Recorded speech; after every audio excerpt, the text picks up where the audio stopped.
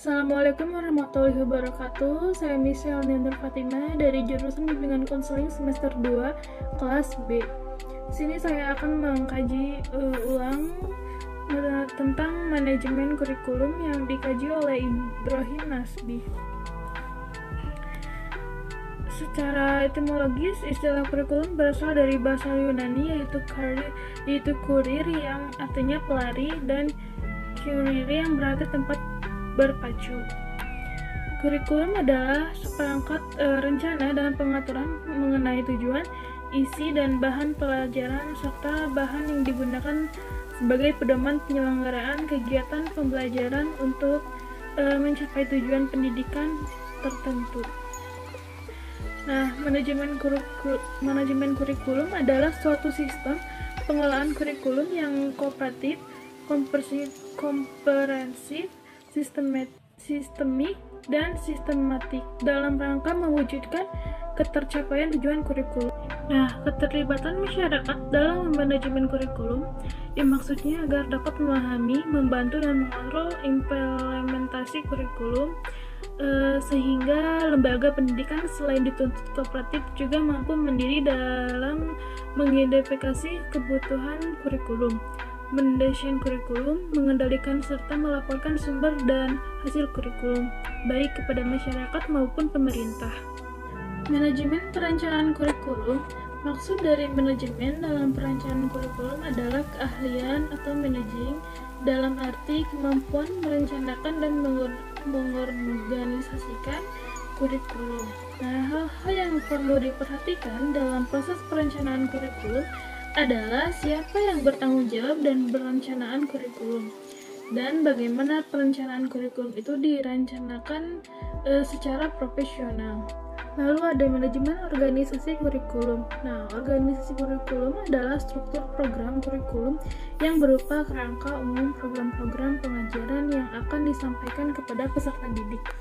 Struktur program ini merupakan dasar yang cukup esensial dalam pembinaan kurikulum dan berkaitan erat dengan tujuan program pendidikan yang hendak tercapai.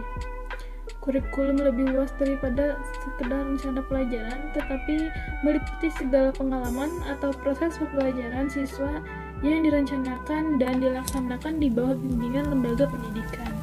Yang artinya bahwa kurikulum bukan hanya berupa dokumen bahan cetak, melainkan kerangkaian aktivitas siswa yang dilakukan dalam kelas, di laboratorium, dan di lapangan maupun di lingkungan masyarakat yang direncanakan oleh pembimbing oleh sekolah. Lalu di sini ada manajemen pelaksanaan kurikulum. Nah, pembinaan kurikulum pada dasarnya adalah usaha pelaksana kurikulum di sekolah, sedangkan pelaksanaan kurikulum itu sendiri direalisasikan dalam proses belajar mengajar sesuai dengan prinsip-prinsip dan tuntutan kurikulum yang telah dikembangkan sebelumnya bagi suatu jenjang pendidikan atau sekolah-sekolah tertentu.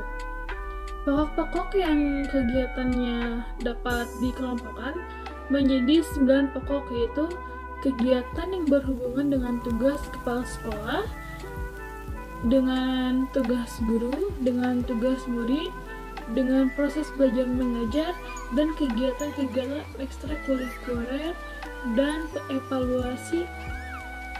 Dan ada juga yang terakhir, manajemen evaluasi kurikulum. Nah, evaluasi merupakan bagian dari sistem manajemen, yaitu perencanaan, organisasi, pelaksanaan, monitoring, dan evaluasi. Kurikulum juga dirancang dari tahap perencanaan, organisasi, kemudian pelaksanaannya, dan akhirnya monitoring dan evaluasi.